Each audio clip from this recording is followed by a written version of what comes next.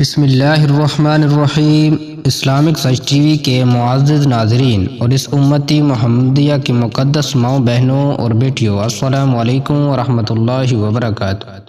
رمضان کا تعارفی خطبہ نبی پاک صلی اللہ علیہ وآلہ وسلم کی زبانی۔ سیدنا حضرت سلمان فارسی رضی اللہ عنہ ارشاد فرماتے ہیں کہ شعبان کی آخری تاریخ کو نبی اکرم صلی اللہ علیہ وآلہ وسلم ممبر پر تشریف فرما ہوئے اور ارشاد فرمایا، اے لوگو، تم پر ایک عظیم اور مبارک مہینہ سایہ فگن ہونے والا ہے، ایسا مہینہ جس میں ایک ایسی رات شب قدر ہے جو 1000 مہینوں سے بڑھ کر ہے، یعنی اس ایک رات میں عبادت کا ثواب 1000 مہینوں کی عبادت سے زیادہ ملتا ہے۔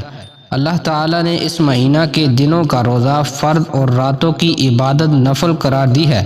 جو شخص اس مہینہ میں ایک نیک عمل کے ذریعے قرب خداوندی کا طالب ہو، وہ ایسا ہی ہے جیسے دیگر مہینہ میں فرض عمل کرے، یعنی نفل کا ثواب فرض کے درجہ تک پہنچ جاتا ہے۔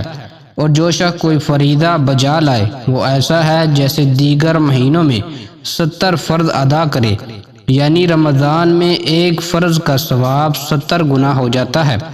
اے لوگو، یہ صبر کا مہینہ ہے اور صبر کا ثواب اور بدلہ جنت ہے، اور یہ لوگوں کے ساتھ مواسطہ اور خیر خواہی کا مہینہ ہے۔ اس مہینہ میں مومن کا رزق بڑھا دیا جاتا ہے۔ جو آدمی اس مبارک مہینہ میں کسی روزہ دار کو افطار کرائے، اس کے گناہ معاف کر دیے جاتے ہیں، اسے جہنم سے آزادی کا پروانہ ملتا ہے۔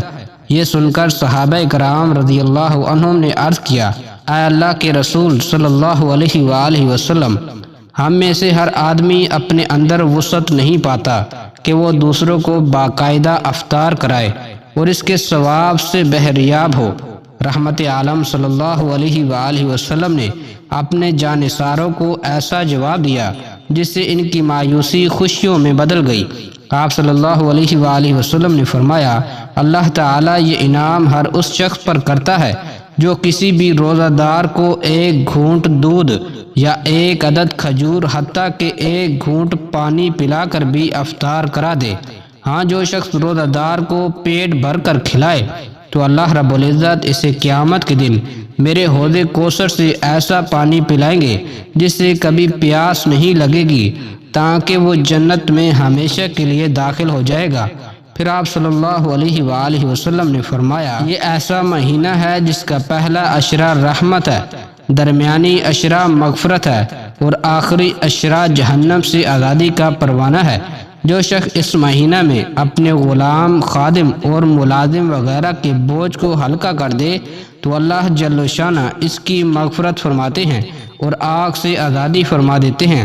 اے لوگو، اس مہینہ میں 4 چیزوں کی کثرت رکھا کرو۔ نمبر 1، کلمہ طیبہ لا الہ الا اللہ۔ نمبر 2، استغفار۔ نمبر 3، جنت کی طلب۔ اور نمبر 4، آگ سے پناہ۔ اللہ تعالی ہم سب کو اس ماہ رمضان المبارک میں زیادہ سے زیادہ عبادت کرنے کی توفیق عطا فرمائے اور اپنے پیارے نبی پاک صلی اللہ علیہ وآلہ وسلم کی کہی ہوئی تمام باتوں پر عمل کرنے کی توفیق عطا فرمائے۔ آمین یا رب العالمین۔